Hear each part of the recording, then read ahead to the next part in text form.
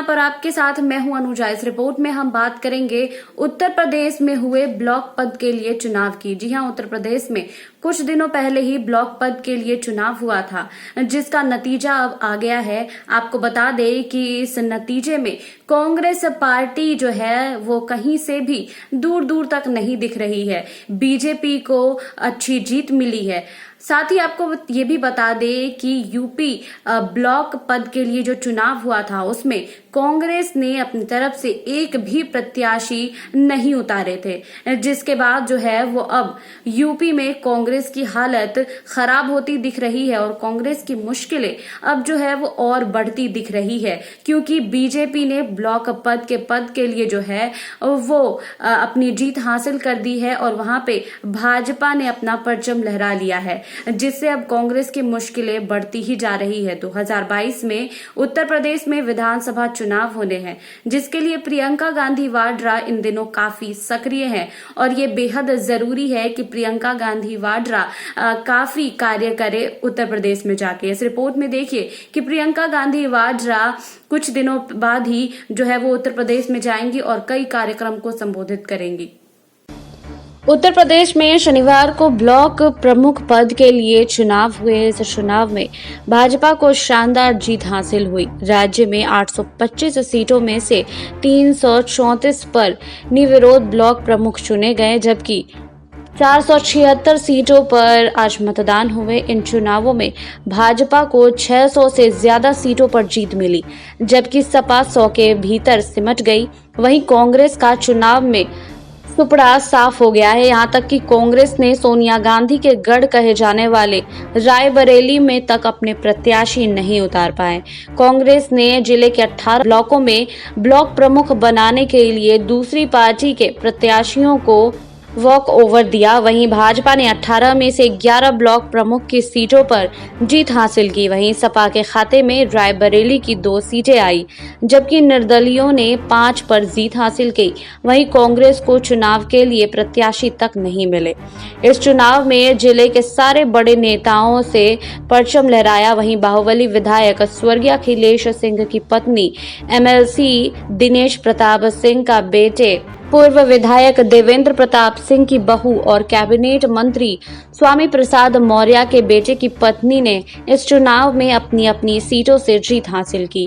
वहीं नॉमिनेशन में ही साफ हो गया था कि रायबरेली में भाजपा का दमखम दिखाने वाले पार्टी के 5 प्रत्याशियों को नॉमिनेशन के दिन ही निर्विरोध चुने गए थे और गौरा ब्लॉक में तो समाजवादी पार्टी के प्रत्याशी पर्चा तक नहीं भर पाए थे। यहाँ तक कि पूर्व कैबिनेट मंत्री और क्षेत्रीय विधायक मनोज कुमार पांडे को इसके लिए धरना भी देना पड़ा। बावजूद इसके वे पर्चा नहीं भर पाए और यहाँ के उत्तर प्रदेश के कैबिनेट मंत्री स्वामी प्रसाद मौर्य की बहू चुनाव मैदान में थी। ऐसे में निर्विरोध जीत गई। वहीं हालांकि विपक्षी दलों ने प्रशासन और भाजपा नेताओं पर भेदभाव का आरोप लगाया। इसके अलावा जगतपुर डी, महाराजगंज और बंचरावा में भी भाजपा के प्रत्याशियों को ब्लॉक प्रमुख की कुर्सी निर्विरोध ही मिल गई। वहीं चुनाव के पहले रायबरेली के 5 ब्लॉकों पर सबकी नजर टिकी हुई थी। पहली सीट अमावा थी। यहाँ बाहुबली विधायक स्वर्गीय अखिलेश सिंह की पत्नी पहली बार चुनाव लड़ रही थी। दूसरी सीट हरचंद्रपुर थी। यहाँ MLC दिनेश प्रताप सिंह के बेटे पीयूष अपनी राजनीतिक पारी की शुरुआत कर रहे थे। तीसरी सीट लालगंज की थी, जहाँ पर समाजवादी पार्टी के पूर्व विधायक देवेंद्र प्रताप सिंह की बहू मैदान में थी, जबकि चौथी सीट ऊंचाहार थी।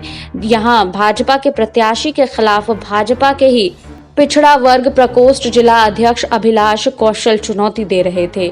लालगंज में देवेंद्र प्रताप सिंह की बहू के सामने भाजपा के प्रत्याशी बड़ी टक्कर दे रहे थे, लेकिन जीत सपा के पूर्व विधायक देवेंद्र प्रताप सिंह की बहू की हुई। उधर शिवगढ़ ब्लॉक में भाजपा के प्रत्याशी पूर्व MLC राकेश प्रताप सिंह के बेटे हनुमंत सिंह को MLC दिनेश प्रताप सिंह के प्रत्याशी शिल्पा सिंह के बीच कांटे का मुकाबला मुकाबला हुआ, दोनों को बराबर वोट मिले, लेकिन प्रशासन द्वारा कराए गए टॉस में हनुमंत सिंह को जीत मिली। वहीं हरचंदरपुर ब्लॉक से पीयूष प्रताप सिंह को जीत मिली, उन्होंने अशोक कुमारी को मात दी। वहीं शनिवार को सुबह से ही हर तरफ हार और जीत की चर्चाएं चल रही थी। उधर नॉमिनेशन के दौरान उपद्रवियों के उत्पात के बाद उत्तर प्रदेश पुलिस ने पनी व्यवस्था को लेकर खासी की थी और हर ब्लॉक में 75 से ज्यादा पुलिस बल 3 लेयर में सुरक्षा की व्यवस्था की गई थी। वहीं शांति और व्यवस्था को बरकरार रखने के लिए उच्च अधिकारियों ने अपनी नजरें गड़ा रखी थी। वहीं आपको बता दें कि ब्लॉक प्रमुख पद पर जीते हुए कुछ प्रत्याशियों के नाम वहीं हरचंदपुर पीयूष प्रताप सिंह हैं जो भाजपा से हैं, वहीं संताब से आशुवेंद्र सिंह हैं जो कि भाजपा से हैं, छतो संगीता निर्दलीय हैं जो कि विजयी हुई हैं। वहीं लालगंज से शिवानी सिंह और शिवगढ़ से हनुमंत सिंह, खीरो से अनिल सिंह उर्फ नीलू सिंह, राही से धर्मेंद्र उर्फ राजीव यादव, मोहनिया से राकेश कुमार, उचाहार से सत्यभामा मौर्य, सलोन से अंजू खुशवाहा और सरनी से विभा सिंह, आवास से वैशाली सिंह और डलमऊ से शिवराम भक्त भाजपा से हैं जो कि वहीं आपको बता दें कि इन 5 सीटों पर निर्विरोध चुने गए प्रत्याशी हैं दिनशाह गौरा और जगतपुर और बछरावा, महाराजगंज और डी। इससे जो है वो 5 प्रत्याशी रहे हैं सबिता मौर्य, दल बहादुर सिंह, अमन सिंह, राजकुमार, मिथिलेश, जो कि भाजपा से हैं, सभी के सभी भाजपा से हैं। इस चुनाव में उत्तर प्रदेश में यहाँ पर कांग्रेस को काफी नुकसान उठाना पड़ा है, लेकिन बहरहाल आपको बता दें कि प्रियंका गांधी वाड्रा इन दिनों उत्तर प्रदेश में काफी एक्टिव दिख रही हैं, लेकिन उसका असर चुनाव पर नहीं दिख रहा है। वहीं इससे पहले आपको बता दें कि 2022 में उत्तर प्रदेश में विधानसभा चुनाव होने हैं, जिसके लिए कांग्रेस जो है वो खुद को मजबूत करने में लगी हुई है, जिसके लिए प्रियंका गांधी वाड्रा जो है वो कांग्रेस का मुख्यमंत्री का चेहरा हो सकती है, लेकिन अभी तक इसकी आधिकारिक घोषणा नहीं हो सकी है। लेकिन कांग्रेस के वरिष्ठ नेता ने यह दावा किया है कि अगर 2022 में विधानसभा चुनाव में कांग्रेस का जो है वो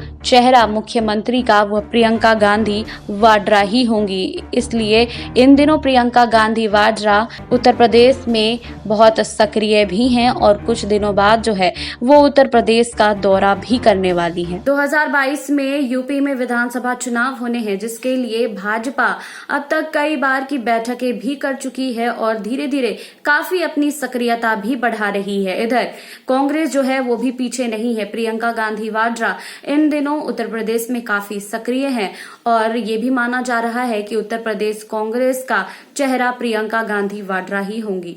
आपको हमारी ये रिपोर्ट कैसी लगी हमें कमेंट बॉक्स में लिखिए। बाकी और खबरों के लिए जुड़े रहिए SPN 9 न्यूज के साथ।